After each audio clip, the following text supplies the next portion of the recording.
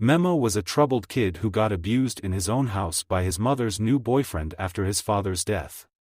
The poor kid got beaten up every day while getting barely anything to eat as he cowered in the corner covering himself. While his horrible mother watched the television, ignoring his shouts of pain, he ended up growing up to be a lonely kid who was weak and didn't have any confidence. He wakes up from a nightmare of getting beaten up by his stepfather. When he hears the bully of his class named Sho messing with a nice girl named Aya, he takes away her book and waves it around the air, making fun of her for reading girly novels. Memo imagines how, in a TV show, he would stop the bullying and win everyone's admiration. But he knows that in reality, no one on the bus cares, and if he stands up for her, he will only get him beaten up. Most popular students support Sho, while the others laugh along to avoid being targeted. The teacher was useless, asleep, as Sho relentlessly demands the girl's phone number. Before he realizes it, Memo stands up, looking Sho in the eye, and tells him to leave Aya alone.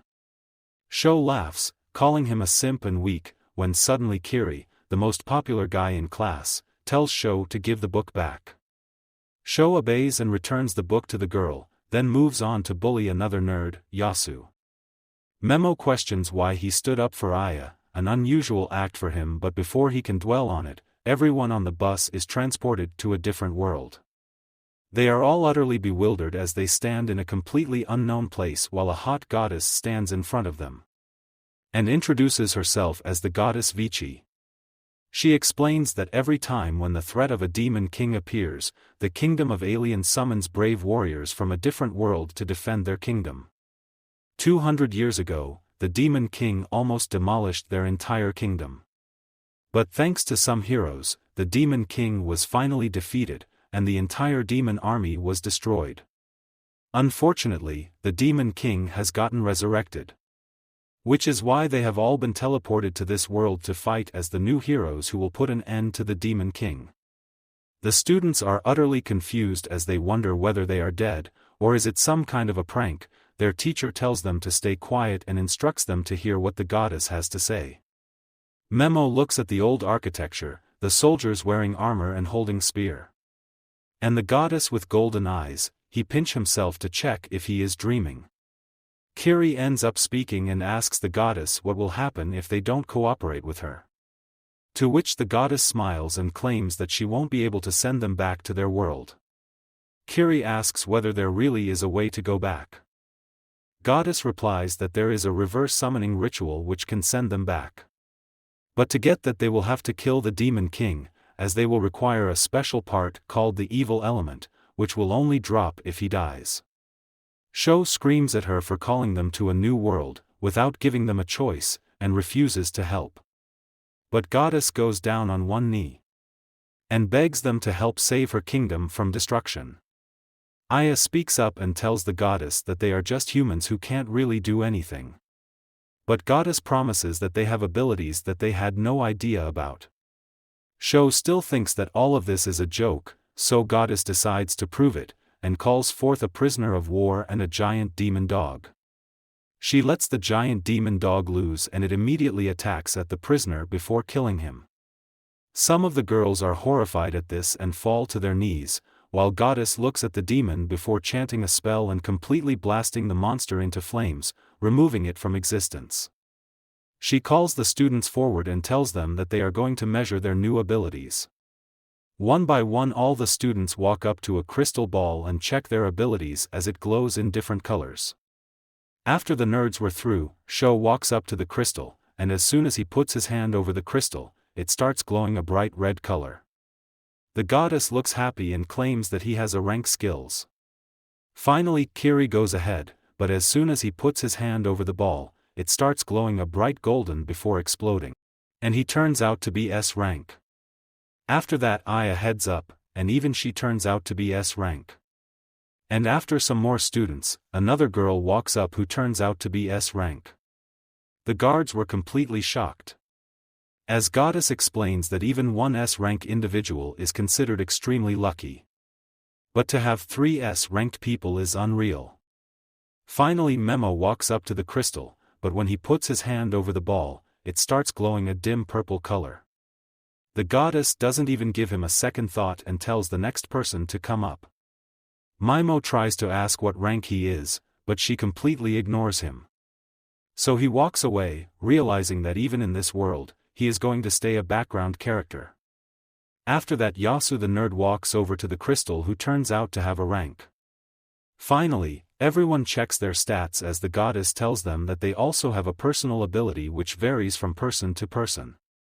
Before telling them that they have to perform a critical ritual now, she calls Memo in the front, and he is immediately pushed by a guard. She sends him below in a dark pit and claims that Mimo is E-ranked, which is the lowest in the entire class.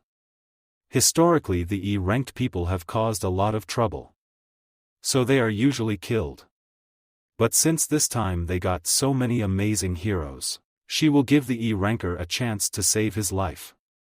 And he will be sent to the abandoned ruins, which is a dungeon far away where criminals and monsters are sent. She tells him that if he manages to survive, they will leave him alone and he will get the right to live, otherwise he can wish his life goodbye. Memo tries to argue, claiming that he can get better, but the goddess replies that he falls into the category of failure frame. Which means that his stats are so low that even after training his ass off, he cannot get better. He gets pissed off and tells the goddess that he never chose to come here. He was summoned against his will, and now is being disposed, but Kiri cuts him off, and tells him that he is wasting everyone's time as the girls are already tired. While everyone agreed to him, Memo falls to the ground, defeated. When Yasu walks up to him, Mimo remembers the time when he helped Yasu after he got bullied. But Yasu rejects him, and tells him that an E-ranker should talk with more respect to their superiors. Memo loses all hope as the goddess commences the ritual and throws a leather bag as his special item, which is completely useless. Aya tries to defend Mimo by saying that this is wrong. Frustrated beyond belief, he raises his arm and uses the paralyzed spell at the goddess, who easily manages to block it. Before calling Memo a loser for even trying to hit her with his E-ranked skills. Kiri also tries his spell, which creates a huge fireball, as he claims that he was just checking by letting a small amount of mana in the spell. Everyone laughs at the power difference between a loser like Mumo and themselves. While Mumo simply puts his head down as tears fall down his cheeks, he remembers how his younger self used to cry. When suddenly his soul tells him to stop acting like a good person and show them the true nature of your heart. The nature that you have been trying to repress for so long. Memo finally lets it all go as he looks up with hate-filled eyes and tells the goddess that she is a rotten whore. And warns her to be ready for him, if he ever comes back alive. He immediately gets transported into a dark cave where he tries to open his status but fails because of the low light. He pours some mana into the leather bag and the gem starts glowing, which he uses as a lantern as he moves through the cave. Suddenly, he realizes that he has been walking on skeletons, which scares him. He wonders what could have killed all these people when a monster tries to attack him, which he barely dodges and starts running away. The monster starts chasing him while Memo runs with all his might, thinking whether he should turn around and fight, but his heart knows that the level difference is so great that he will simply die the moment he stops. He starts crying out of fear, and gets knocked to the ground because of a rock jutting out of the floor. He turns around to see his death in its face, while frustration over his life takes command of his body. Just as the monster was about to kill him, Memo ends up trying a last-ditch effort to save his life and uses the paralyze spell, which to his surprise, actually petrifies the monster in place. He immediately gets up and starts running away, but soon he reaches the end of the cave, where another bird demon walks up to him, with the raw intent of killing him. Memo immediately raises his arm once again and uses the paralyze spell, which again freezes the enemy. He realizes that it wasn't a fluke and his spell actually works. But he starts feeling tired. So he opens his stats and notices that his mana was almost completely gone. He realizes that he has another skill left. So he tries to cast a poison spell on the monster. which works very well as the demon starts turning black and bleeding from its body. Memo sits down wondering why his spells are being so effective against these demons when suddenly he hears something behind him. He turns around to see that the Minotaur demon has managed to break off the spell and is ready to land the killing blow on Memo. But this time, instead of running away, all the hatred for everyone who treated him badly comes back to him.